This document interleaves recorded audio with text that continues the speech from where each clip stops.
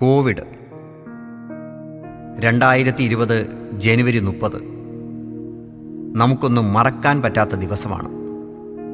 2019 ഡിസംബറിൽ ചൈനയിൽ പടർന്നു പിടിച്ച കോവിഡ് മഹാമാരി ഇന്ത്യയിൽ ആദ്യമായി റിപ്പോർട്ട് ചെയ്ത ദിവസം, അതും നമ്മുടെ കൊച്ചു കേരളത്തിലെ തൃശ്ശൂരിൽ. സത്യവും അസത്യവും ഇടകലർത്തിയ നിറം പിടിപ്പിച്ച കോവിഡ് കഥകൾ നാട്ടിൽ നിറഞ്ഞു നിന്ന കാലം. മൊബൈലോ ടിവിയോ തുറന്നാൽ കോവിഡുമായി ബന്ധപ്പെട്ട വാർത്തകൾ മാത്രം.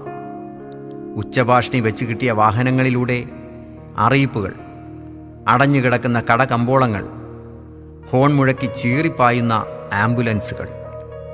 വിദ്യാലയങ്ങളും ഓഫീസുകളും അടച്ച് പലതും വർക്ക് ഫ്രം ഹോം ആക്കി മാറ്റി. കുട്ടികളെല്ലാം പഠനം ഓൺലൈനിലേക്ക് മാറി. കണ്ടെയ്ൻമെൻറ്റ് സോണുകളിൽ റോഡുകൾ ബാരിക്കേഡ് വെച്ച് അടച്ച് സഞ്ചാരം വിലക്കി. മുഖംമൂടി നിർബന്ധമാക്കി. ദിവസവും മരിച്ചു വീഴുന്നവരുടെ ഞെട്ടിക്കുന്ന കണക്കുകൾ പുറത്തു വന്നു. അവരെ ബന്ധുക്കൾക്ക് കാണാനോ യഥാവിധി സംസ്കരിക്കാനോ പറ്റാതെ ഒരുമിച്ച് കുഴിച്ചുമൂടി. ലോകം ഭീതിയുടെ മുൾമുനയിൽ നിന്ന 2 വർഷങ്ങൾ. കോവിഡ്.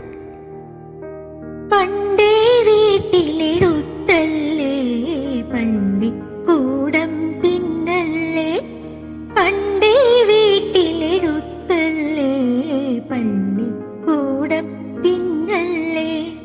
കോവിഡ് വീണ്ടും കുട്ടിയോളുടെ പഠനം വീട്ടിലൊതുക്കിയല്ലോ. കോവിഡ് വീണ്ടും കുട്ടിയോളുടെ പഠനം വീട്ടിലൊതുക്കിയല്ലോ.